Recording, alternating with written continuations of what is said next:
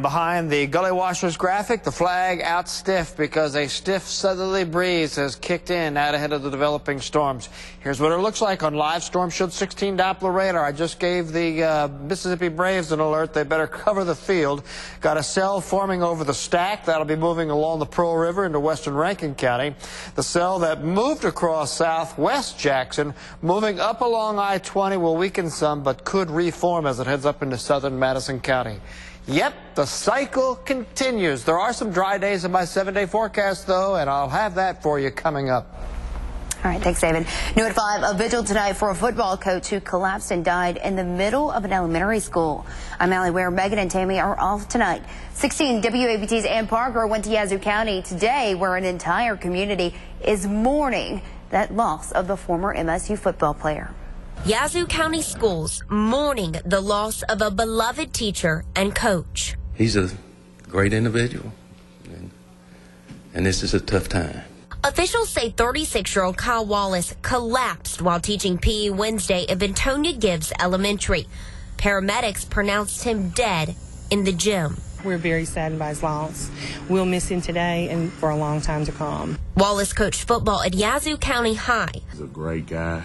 Caring guy. He gives it all everything that he does, and he just cared about the kids so much. He treat each kid like they were his own. Before that, he was an offensive lineman for Mississippi State. He really liked to work, and he worked hard at it. He was very much a role model and an inspiration for every child he worked with. And this is especially heavy on everyone's hearts as Yazoo County suits up for the first time this season to play here on their field against Yazoo City in Battle of the Zoo tonight. He would still want the kids to play tonight in this game, and I feel like that his family and his wife, they know that's what Coach Wallace would want as well. Grief counselors will be at the schools to help students cope. We'll just take it one day at a time, but we're going to dedicate the season to Kyle Wallace. The kids came to him and said they want to dedicate the season to Kyle Wallace. In Yazoo County, Ann Parker, 16 WAPT News. Such a tragedy. Wallace leaves behind a wife and 2 children. The coroner says they are doing an autopsy to find out what caused his death. In other news tonight, a deadly flooding. Tonight, officials have confirmed 13 deaths since the floods rocked Louisiana and Mississippi. State leaders say water damaged more than 80 buildings in Wilkinson County. 2 houses completely destroyed. In Emmet County, the floods leveled 1 house. Today, Governor Bryant toured the small town of Crosby to survey damage. National emergency officials say this is the worst natural disaster since Superstorm Sandy. And now the feds are stepping in. 16 WAPT's Sally Kidd is live in Washington with more on the federal response. Allie, Homeland Security Secretary Jeh Johnson toured some of the affected areas today, and he's pledging all available federal resources to help with the response and recovery. Underwater and overwhelmed, more than 40,000 homes have been damaged or destroyed in the catastrophic flooding. This is the water line. The president has declared 20 parishes major disaster areas. Homeland Security Secretary Jeh Johnson in the region today. The federal government is here. We have been here. We will be here as long as it takes to help this community recover. Authorities are searching flooded out homes looking for victims. This is an ongoing event. We still have flood waters, and in fact, in some cases, record flood waters as they move south. President Obama, who's vacationing on Martha's Vineyard, is facing criticism for not traveling to the region. The president can't be everywhere. I know he has a very busy schedule this fall and in the coming days, and he is closely monitoring the situation. In some areas, the water has receded and the cleanup is underway. Flood-soaked belongings line neighborhood streets as piles of debris. Many of those impacted don't live in designated flood zones. I don't have flood insurance. I've never had anything but the 83 flood, and it wasn't that bad back here, so I thought I was fine. FEMA inspectors are now on the ground assessing the damage as the difficult recovery process begins. And so far, more than 86,000 residents have registered for assistance with FEMA. Allie? Well, Sally, how many people are in shelters and how many still without power? Well, the latest update we have is 4,000 people in shelters. That number keeps fluctuating, and thousands remain without power, and authorities say many of them will have to wait until the floodwaters recede before they can get the power back on and get in there to start cleaning up. All right, thanks so much, Sally.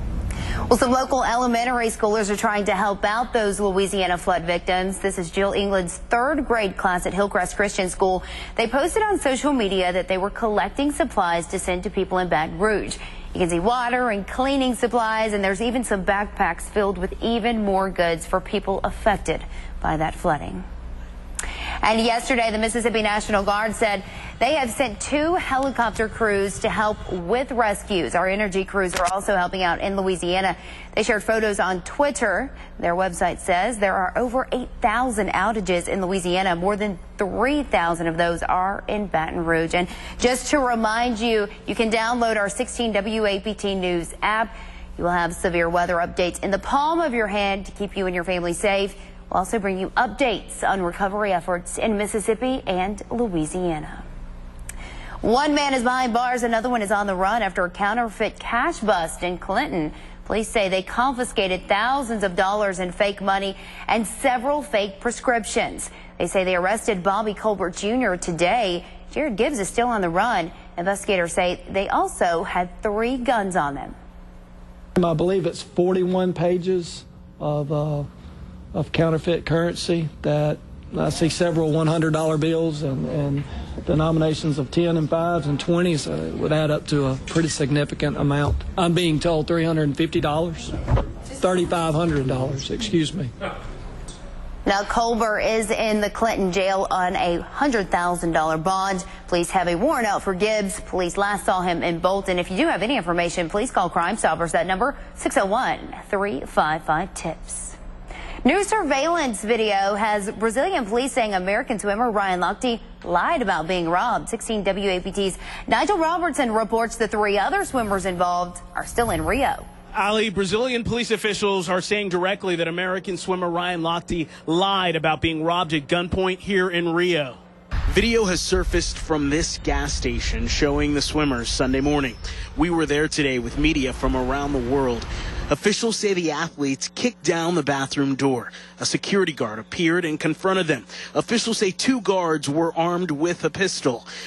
The video also shows the swimmers taking something out of their pocket and handing it to gas station employees. Now, here are images from Wednesday night at the airport police station of the swimmers, Jack Conger and Gunnar Bentz, after being taken off their flight home.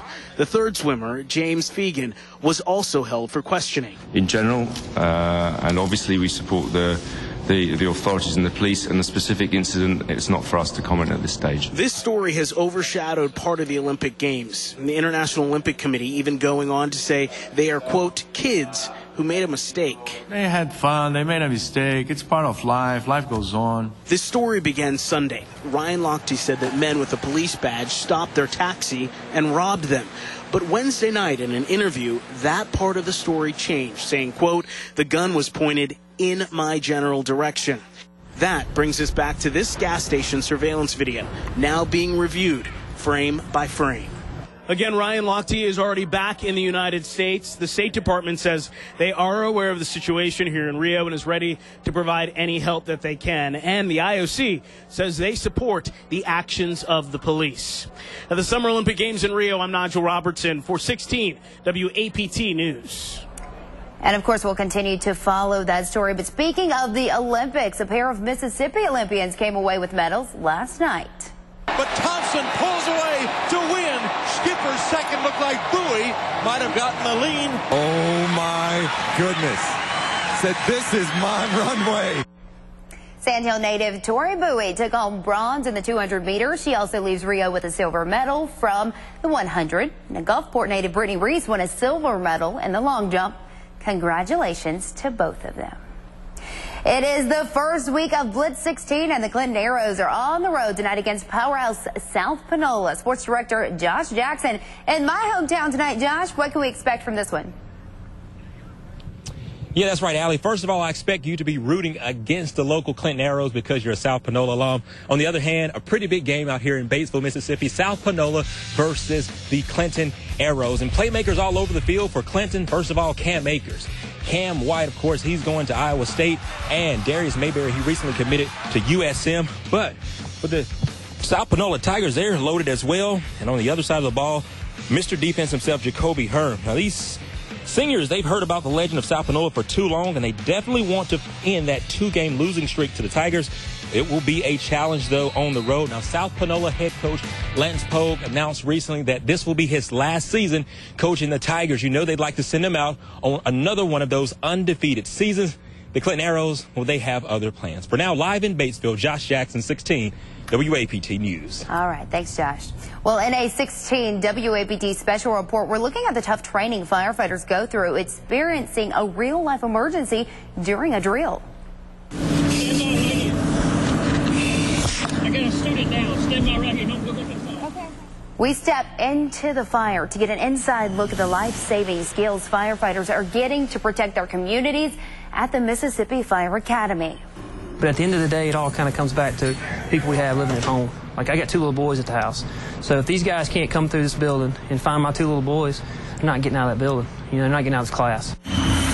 We have this full story coming up for you tonight at 6, so stay tuned for that. All right, David, we just had a lot of rain come down just a little bit ago here. Good old-fashioned frog strangler. Here's an update. We showed you the clouds bubbling up over downtown, and we still got the breeze and nice little shower. The rain is heavier on the west side of town, but they're bubbling up. The evening looks active. Latest look at some sky cams and radars coming up.